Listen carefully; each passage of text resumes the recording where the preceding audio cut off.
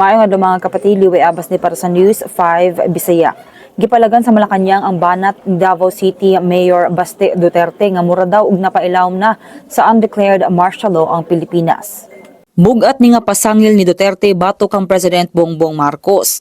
Niadtong Sabado iyang gibatikos ang gituohan niyang gidaghanon sa mga gipangkasuhang kaaway sa Administrasyong Marcos maong para kang Mayor Baste, wala ra ta nahilayo sa batas militar. Pero gitablan ni Palace Press Officer Yuse Claire Castro ang maong pasangil. Ingon niya, mas feel pa daw ang murag martial law nga pagdumala adtong panahon ni former President Rodrigo Duterte.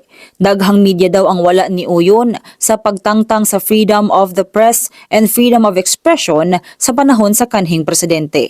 Mo sa lamang kinatong balita, magpadayon na sa pubate sa social media pages ni News 5 para sa mga balita ug update. Amping tangtanan.